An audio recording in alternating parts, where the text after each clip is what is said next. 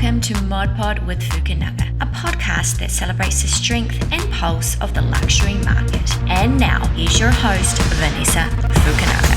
Thanks for listening to Mod Pod with Fukunaga. Follow the episodes on all major podcast platforms, including Apple, Spotify, Hi, and Amazon, welcome and to many another more. edition of Mod Pod with Fukunaga. Today we have our special guest, Ragne Sinikas. Now, I know you and we're friends. Am I even pronouncing that right? It is. It's actually pretty good because people want to change the G to so they always start. Are you Range? I'm like, oh, I am Ragne.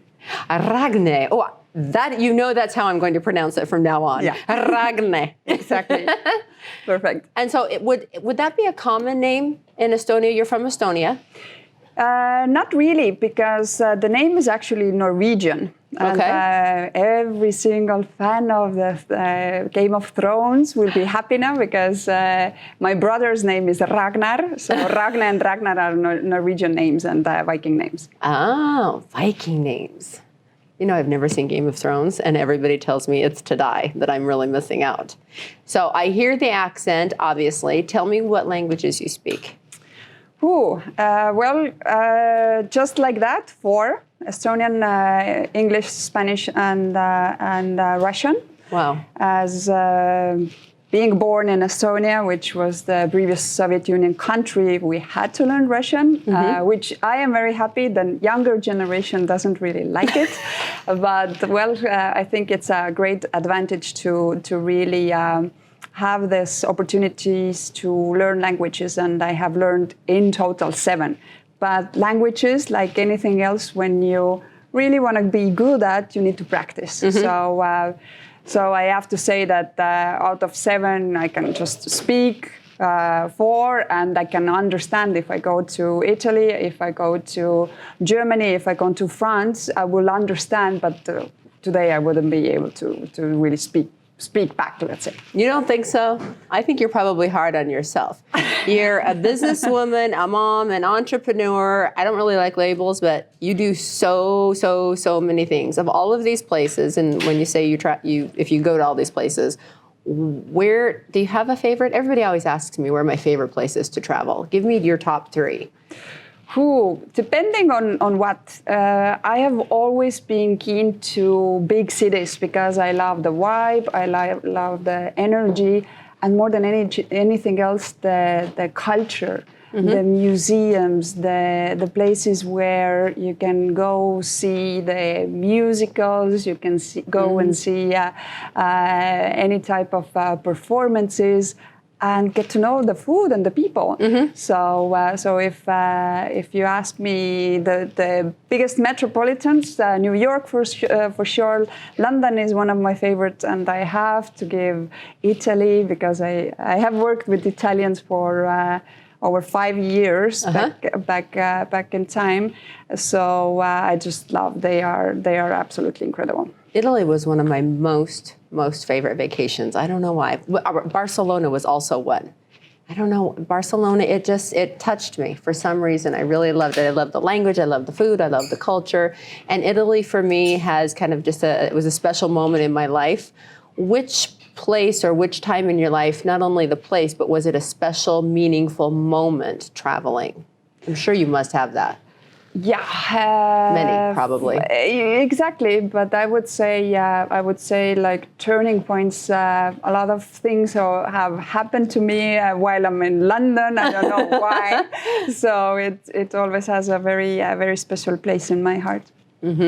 So we're sitting here again at La Boutica, Mod Pod with Fukunaga, sponsored by La Boutica right here in Las Ventanas al Paraíso. So I'm really proud to be here. Okay, so tell me about your past relationship in the real estate world and how we're going to do all of this business together in the real estate world. Beautiful, yeah, for sure. Well, maybe the experience will help you a little because we were actually landing in a very fortunate situation in Estonia because we were actually the only ones which had the license to do any living areas and actually having the opportunity to build in an area which was very prestige, did not have anything else available, and we had 200 lots for individual houses. Wow. I literally sold those with 28 days. I could not, as soon as I jumped in the car that I'm going to eat or do, the next ones were already on the blood. I'm like, what do you have available? Oh my gosh. I was like, oh my God. And then after that, to do all the things at the notary, I was like, oh my, what is going on? So that project was very, very successful, very fast-paced. And then obviously I'm like, wow, this is how the real estate works, no? Now you know my life. So that's why you're always so understanding when I say I'm running late, I can't do today. Okay, see, you get it. And then I was hired by one of the Estonian most known person in real estate. His passion is really to restore the history of aside just real estate development. And Urmas Sõõrumaa was hiring me for one of the mixed-use shopping centers, and we started to work with that. The unfortunate part or fortunate part was that we just landed in the time that it was 2009. All the markets crashed, all the banks crashed, and we were like, okay, even if we have the investment ready to finish it, we're not going to have the clients for the next 2-3 years. Who knows, no? So we put that project on hold. And in that moment, out of nowhere, shows up Regus, which is one of the biggest companies in the world, has over 3,000 business centers in the world. They are also on the stock exchange and London Stock Exchange, and they were looking for at the time the leader for Estonia. So I was like, interesting. That's going to be challenging. The most expensive office space in town when the markets are crashing. But as I like challenges, obviously, I said, heck, I will do it. So, of course. So I got the jobs, and actually I figured out really fast that all the big companies needed to downsize. So I was the first one to go offer flexible terms, and I filled the center. Wow. So now everybody was like, oh, okay, let's give her Finland, let's start the business in Lithuania. And then once we had Lithuania ready, they said, okay, now we're ready for Latvia. So working with all the cultural differences, and even though those countries are so close, they are totally different. The mindset, what works in one country doesn't work in another. And my life literally was, sometimes I was like waking up, I was like, which country, where I am, where do I need to go? I arrived back in Estonia, changed just, I had always four luggages packed, and I was like, okay, this goes this city, this goes this city, and I just literally had like to change the luggage, and I went back to the airport. So sometimes arriving 1 a.m. and 4 a.m. I needed to be back in the airport to take the next flight. And it was fun for a while. I did it for 5 years, and then I felt that, you know what, I need a change. Otherwise, I'm just... the change actually came one morning. I was driving to office, and I was like, I felt so bad. And instead of going to the office, I went to the emergencies. I said, something is wrong. Like, I can't really breathe. And I remember the emergency doctor looks at me and he's like, so is it worth it? And I'm like, what are you talking about? They're like, girl, I know that you're just 29, but if you continue like that, you're going to have a heart attack because you are very close to it. We have to take down your blood pressure. We have to I'm like, 29, heart attack? And he's like, are you running your own company? I'm like, no, I'm working for a corporate. Gets better, no? So if something happens to you, then they don't even miss you. He was so straightforward that I was like, just sitting, I was like, he is totally right. So what is the footprint I want to leave behind? I took sick leave. I was two weeks off, which I hadn't done for 5 years, not even having a vacation. So oh my gosh! And I was like, okay, this has to change. Was it my passion?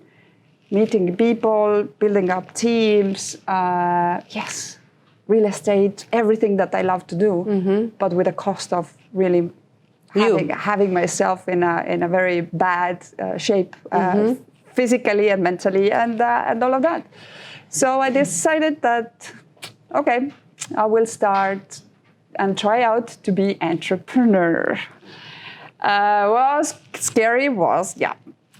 But just before that, I met the father of my beautiful son, and love has wings, as they say, and I end up in Mexico. So this is all and all what I have been, let's say, everything that I have been doing back in Europe. Also, my studies. I studied the business administration. Really focusing on marketing. So marketing has been always part also, and real estate and marketing, one cannot exist without they are together. Yeah, exactly. So those have been my passions, and then landing here in Mexico, I didn't speak language. You didn't speak Spanish until you got to Mexico City? No. And you're fluent? This is embarrassing. I've been here 11 years. Oh my gosh. Can we at least, before you get there, let's at least toast to you coming to Cabo and for us knowing each other. Thank you. Beautiful.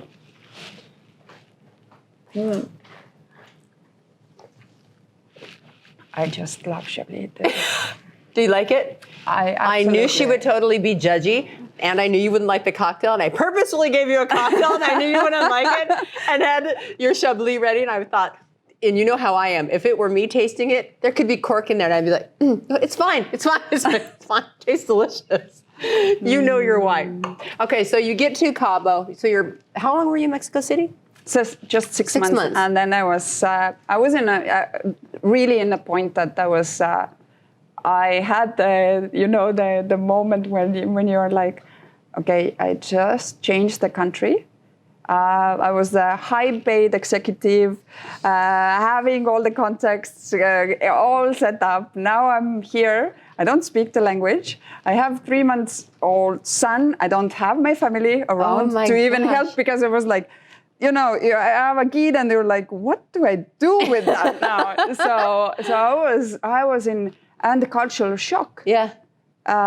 People saying, let's have coffee, and that never happens, no? Yeah, I'm like, what is wrong with me? Why they don't want to have coffee? And then I'm explained that, no, this is just a polite way to say that doesn't mean that you're going to have the coffee. I'm totally like stressed out. Why they don't want to have coffee with me? No? Oh, because you're so direct. You're like, Vanessa, if we're going to have coffee, we're going to have well, first of all, I don't drink coffee. But if we're going to have a cocktail and you say you're going to have a cocktail with me, by God, I would better be there.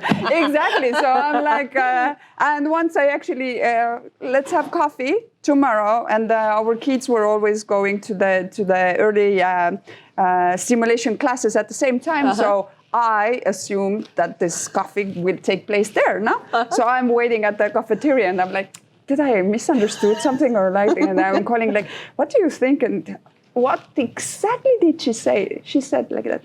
She's not going to show up, and I'm like, what?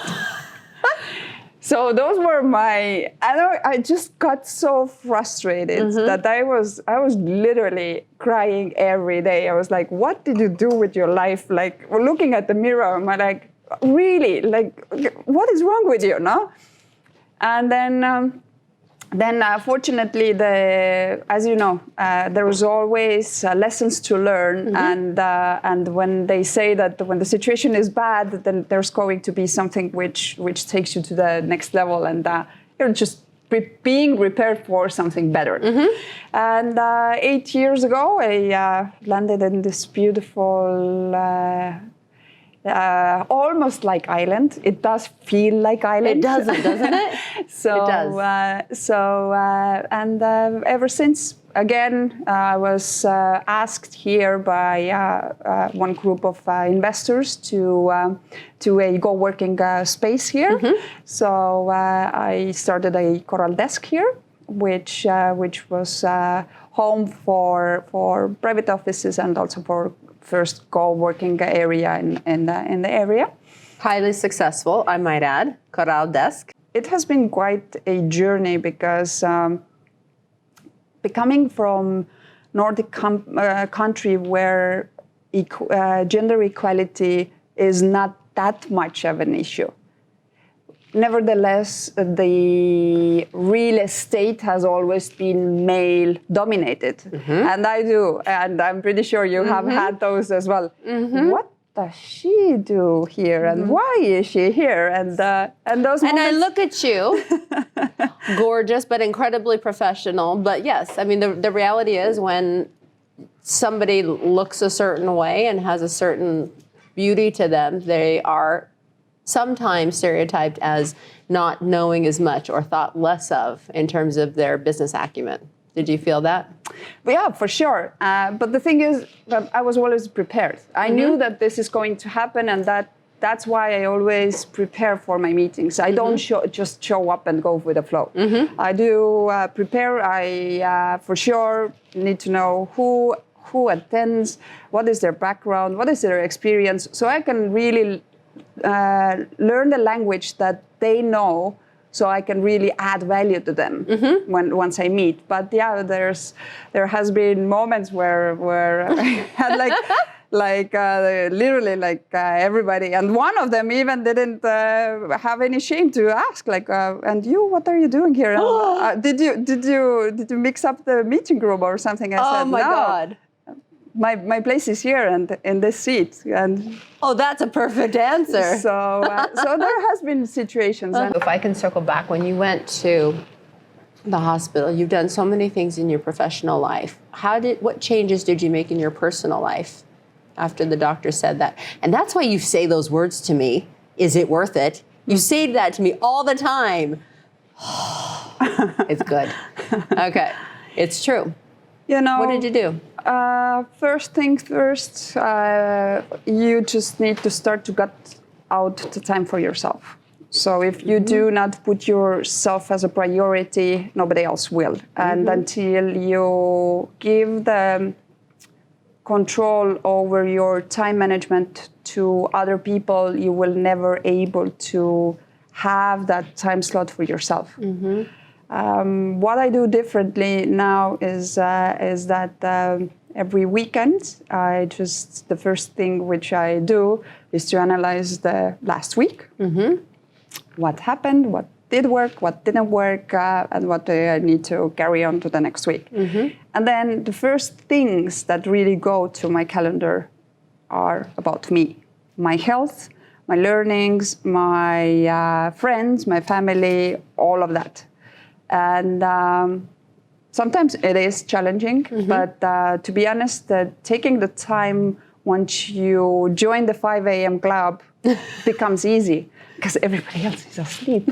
So you don't battle with should I go for a run or should I have a drink with my friend? No? Or things like that. So if you start to intentionally taking the time for yourself. What I do in the mornings, I do the exercise, whether I do meditation or I do journaling. And then I always try to take time to learn something new, which will help me to get to the next level in my business. Wow. But again, we know the time just flips away, and if you don't really program those slots, you're not going to go anywhere. So it's just not being selfish, but being selfish. Because in the end of the day, if your cup is not full, you cannot help anyone else either. And as there's such a good saying that in the airplanes, what do they tell you in case of emergency? Put the mask on yourself first, and then you can help others. And that's actually a great life motto to have, because in the end of the day, we all know how much more we can offer to all the people around us when we feel happy, rested, fulfilled with love, with light and happiness. So we just need to keep in mind and not go with the agenda when other people are requesting our time. No, it's really, really true. It's something that you really help me with. I always tell people, I don't necessarily say it's Ragna, but I say I have a friend who always holds me accountable. And it's little by little. I find that I know my time slips away. I see it. I'm, having a little baby moment, my dog, where I see it manifesting in her. And so if I don't start to take time for her, I will start to make it happen. Or if I don't take time for myself, I will definitely start to make it happen for her, because I don't want her to have that level of stress. It's amazing how your kids or your dogs or whomever take on your level of energy, whatever that is. If I'm running around crazy and going from meeting to meeting and I think I'm handling it all, I'm not. It's not healthy. It's not good. Like, I love the pictures you've sent when you've been meditating. I mean, just even to look at the picture, it feels good, doesn't it? Yeah. I'm not there on the meditation yet. I got to slow my mind down little by little. I will get there. Are you willing? Am I willing? I get is it worth it? And are you willing, like every other day of my life? But it's good because you're very direct and you hold people accountable. And you're really a strong person. Like, anybody that talks to you can clearly see that. Very poised, well-spoken, clearly in a million languages. But when you need support, and everybody does. It's not being weak. I think it's not weak to lean on certain people. What do you do when you think you need support? How do you handle that? Do you go internally? What do you do? Let me deconstruct that in two parts. Why? Because she's so analytical, for the love. I'm going to need a cocktail. Okay, hold on. We're sponsored by a transportation company. FYI, good thing. Hold on, people. Okay. Oh, Lord. Here we go. All right, go ahead. First of all, you need to have that. We're talking about you. Okay, what I do. Talking about Ragna, people. What do you do? She always tells me what I need to do, but I'm ready for you. What do you do? You need support. You need support just like everybody else does. Yes. What do you do? I am very, very fortunate to have a family which are always been there and always be there for me. That's nice. And my parents have been, I have a very strong mom as well. And I think I actually have inherited her strength and the persistency from her. Mm-hmm. But there was one thing that she made very clear, and she said, even though I don't maybe agree with you, or maybe I have my own opinion on that, but that doesn't mean that I don't support you. So whatever you have, you always have the home here. Wow. With your parents, where you are able to talk about anything. Wow. And regardless what we think or what we want to do, we will always support your decisions, because in the end of the day, it is your life. Mm-hmm. And that has really, really helped me, because I know that a lot of people do not really have that type of as you say, people do not want to show themselves as weak, mm-hmm. which is total illusion, by the way. Mm-hmm. And that's why we see also a great change and shift in our leadership, mm-hmm. because rather than leading with intelligence, the emotional leadership is really, really something that is taking place, and showing those moments where we are in moments when we need to go through the emotions, not hide them away, mm-hmm. is actually what people need to learn in order to survive whatever the life throws at you. Mm-hmm.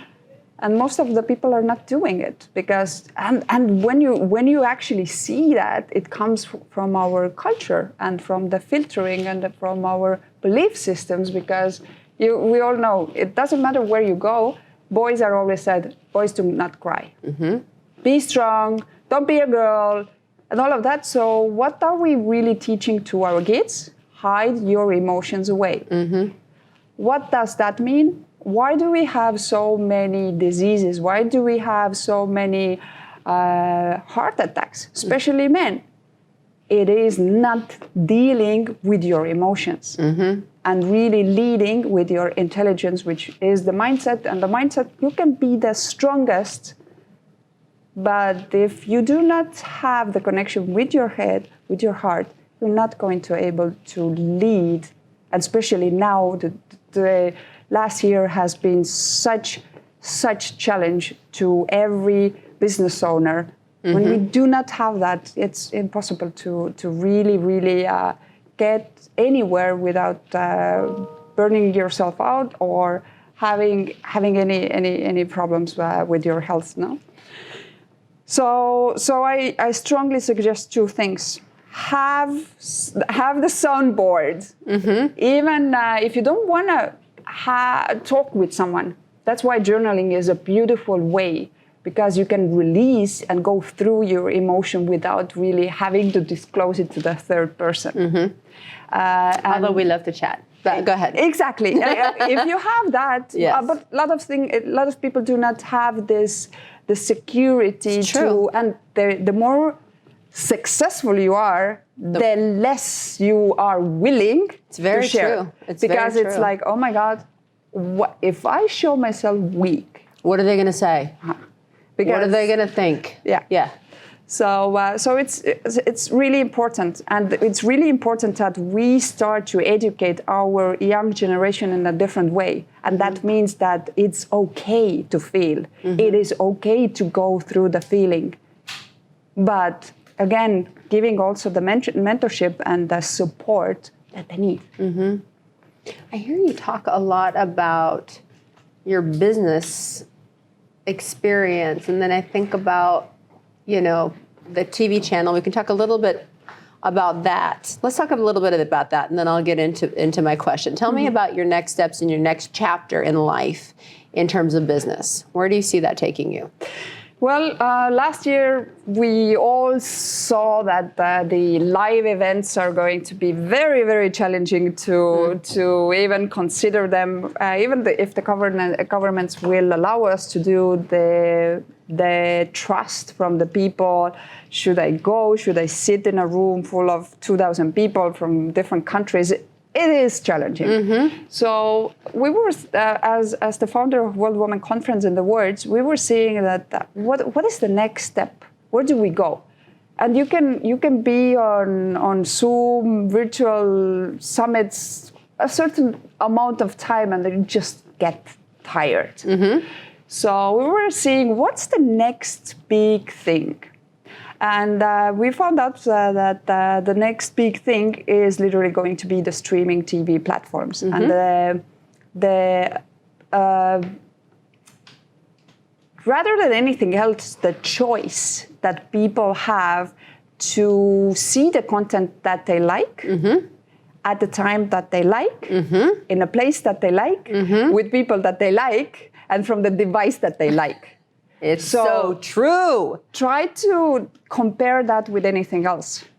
I do not watch TV, but one day I was like, out of curiosity, I wanted to see what has changed in the traditional TV. Oh my God.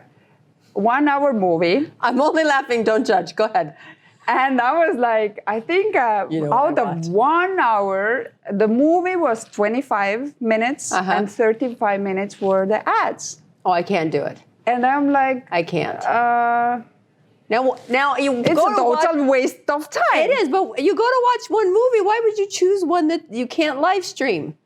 No, What did you watch? You watch regular TV? Exactly. Why would you do that, Ragne? No. I was curious. I wanted to learn. The worst. If there is any improvement, there is none. Well, there's not. It's worse, which is good because where I'm heading, that's why we do things differently. Mm-hmm. So when once you have your content out and that's more.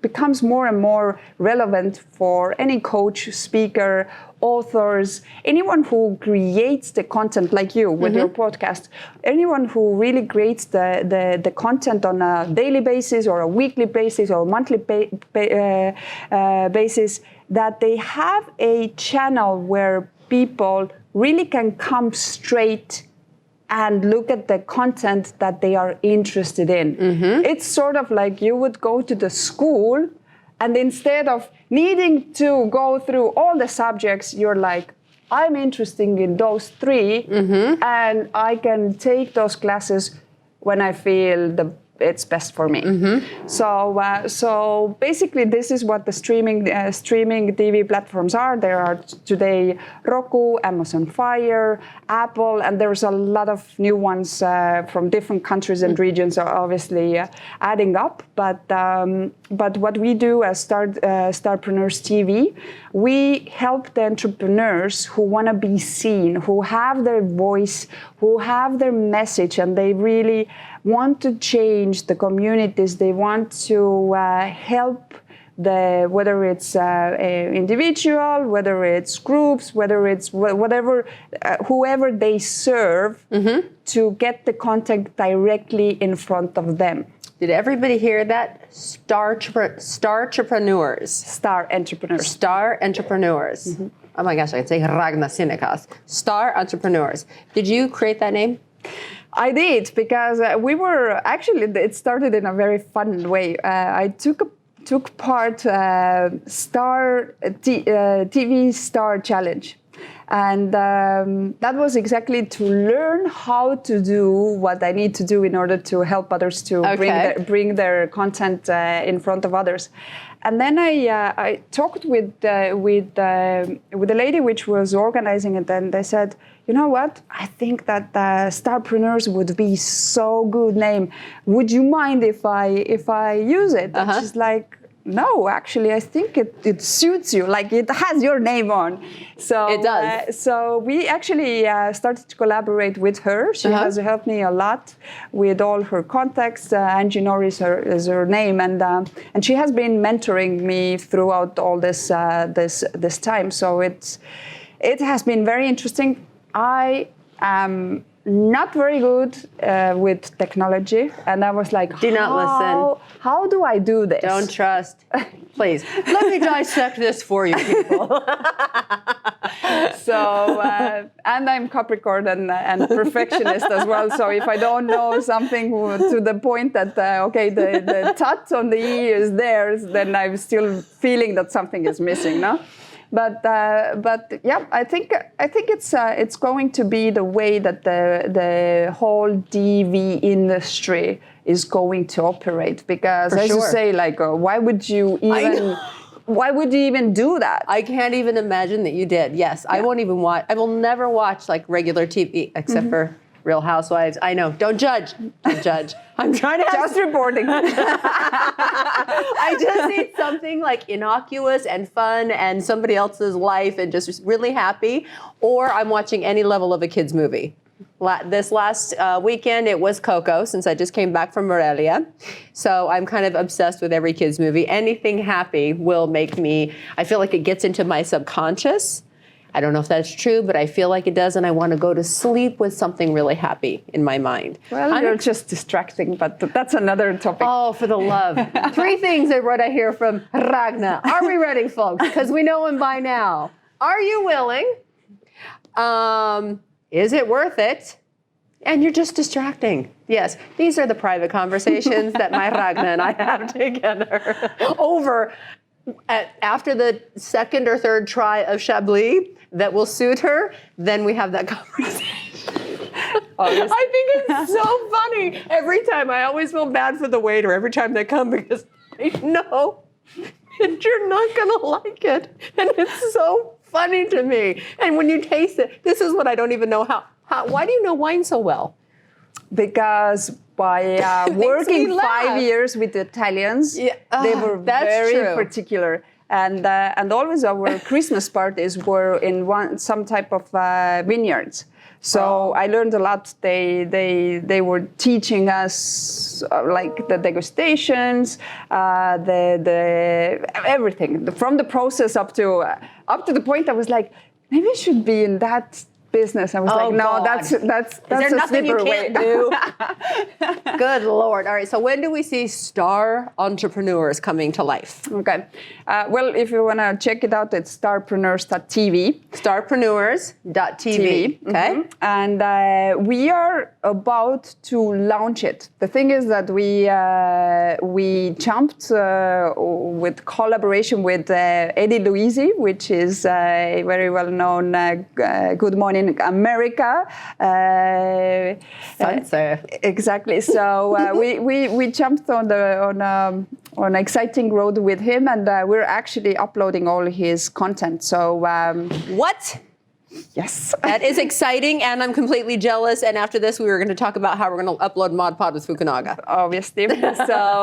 So this is where we had a little delay because we wanted to start out strong, and his contact specifically is that. So we are launching it hopefully within two next week. So that's exciting. It is. Any excuse to throw an event? We'll have a party. Yeah. We will. Wasn't that nice? So fun. I'll think of the theme. The theme will be Star Entrepreneurs for sure. I'll use your logo. Let me host. Beautiful. Okay. It's a deal. Done. Where do I say? Now, I have to say, I'm like pointing at you and doing this with all my fingers. I'm wearing a little gift that you gave me one time. I don't know, did you notice I had it on? I did. You did? Did you know it? And I won't say what it's, I will keep some things private. I'm actually I'm actually a very private person, even though I have to do things that are out there. But when you gave me this bracelet, which I won't share what it says, but the way you gave it to me, and I think I told you, I don't even know if you realize, like, it was so meaningful to me how you gave it to me. You handed me my other gifts. It was my birthday, and you handed me my other gifts, and then you took this little package and you unwrapped it, and you took this bracelet and you actually put it right onto my wrist. And it was, I don't even know if people really understand, if you really, I'm gonna get emotional. If you really understand, like, little moments like that, how meaningful they are to the other person. And I just really wanted to thank you for that day, for the gesture. I wear it all the time, almost every day, and I'm just really grateful to know you and to have you in my life. And I just wanted you to know that. So thank you. I love you. Oh my gosh. You know that, but there's a very good saying about that. People will most probably not remember who you are or what you said, but they will remember how you made them feel.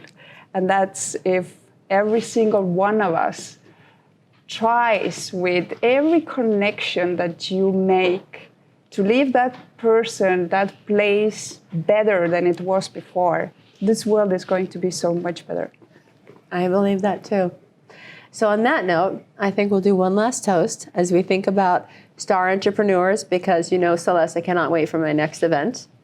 I'm really excited for you, for all the things that you're doing. I think you're an amazing person. This isn't even the beginning of, I feel like this hour or however long we've been together has just flown by. We didn't even get a chance to talk about your son very much, but as we get further along in the Mod Pod, of course, we need to create more content, so we're going to have to do more together. But let's have one last toast to your success, to your happiness, to your friendship, and I'm very grateful, and I look forward to your next chapter. Take care. Thanks. Love.